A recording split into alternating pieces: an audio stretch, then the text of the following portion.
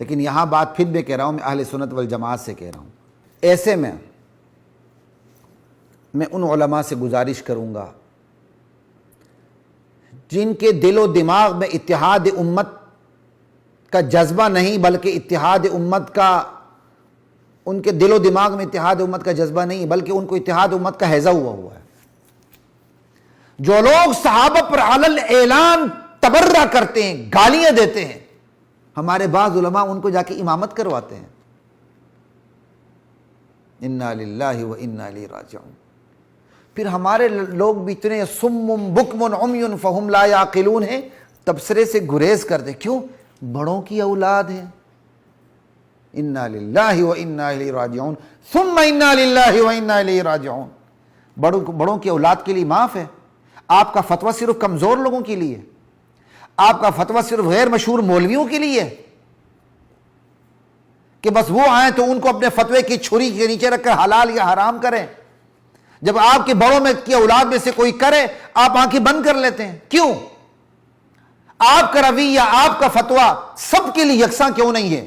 آپ بھی برابر کے مجرم ہیں۔ آپ میں سے جو، ہم میں سے جو بھی اعتدال سے ہٹتا ہے ہمیں اسے سمجھانا ہوگا، وگرنہ ہمیں اپنی صفوں سے گردن سے پکڑ کر ان کو علیحدہ کرنا ہوگا، ان کے سیاق و سباق سے بالکل لا تعلق ہو کر ان کو اپنی صفوں سے نکالنا ہوگا، ورنہ یہی لوگ ہمارے زوال کا باعث ہیں۔ لا الہ الا اللہ۔ اتحاد امت کے کھوکھلے نعروں سے کچھ نہیں ہوتا بھائی۔ اتحاد امت کا نعرہ تو سب سے پہلے قرآن نے دیا ہے، تعالوا الی کلمۃ سواء بیننا وبینکم الا نعبد الا اللہ ولا نشرک بہ شیئا ولا يتخذ بعضنا بعضا اربابا من دون اللہ۔ اللہ اتحاد کی بات کرتے ہیں، قرآن اتحاد کی بات کرتا ہے، نقطہ اتحاد بھی خود دیتا ہے۔ اللہ کے سوا کسی کی عبادت نہیں ہوگی، اللہ کی ذات و صفات میں کوئی شریک نہیں ہوگا۔ یہ نہیں کہ اماموں کو رتبہ نبیوں کے برابر، بلکہ نبیوں سے بھی افضل۔ لا الہ الا اللہ۔ ایسوں کے ساتھ اتحاد نہیں ہو سکتا، اور اتحاد کرنے والے اہل حق نہیں ہو سکتے۔ لا الہ الا اللہ۔ اتحاد امت کے کھوکھلے نعروں سے باز آ جائیں، لیکن اتحاد امت اصل جو ہے وہ ہونا چاہیے۔ اتحاد کس پہ ہوگا؟ قرآن پہ، سنت رسول اللہ پہ، صحابہ کی عظمت پر۔ بس صحابہ میں اہل بیت بھی داخل ہے، لا الہ الا اللہ، بلکہ اسپیشلی داخل ہیں، اور اہل بیت میں سب سے پہلے رسول اللہ کی ازواج مطہرات داخل ہیں۔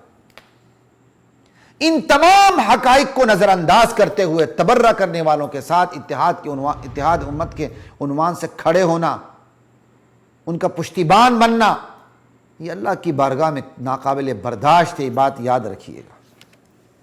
لا الہ الا اللہ۔ ہم گالیوں کا جواب گالیوں سے نہیں دیتے، ہم گالیاں نہیں دیتے، لیکن ہم فتویٰ ضرور دیتے ہیں۔ یہ بات یاد رکھیے گا، ہم فتویٰ ضرور دیتے ہیں۔ جو صحابہ کو گالیاں دیتا ہے ہم اسے مسلمان نہیں سمجھتے، جو صحابہ کو کافر سمجھتا ہے ہم اسے کافر سمجھتے ہیں، جو صحابہ کو بددیانت سمجھتا ہے ہم اسے بددیانت اور کافر سمجھتے ہیں۔ لا الہ الا اللہ۔ جو قرآن کو نہیں مانتا ہم اسے کافر سمجھتے ہیں۔ جو اماں عائشہ کی عفت کا انکار کرتا ہے ہم اس کا اسلام سے کوئی تعلق نہیں سمجھتے، اسے کافر سمجھتے ہیں۔ کیوں؟ اماں عائشہ کی پاک دامنی کا انکار قرآن کا انکار ہے، اور قرآن کا انکار کفر ہے۔ لا الہ الا اللہ۔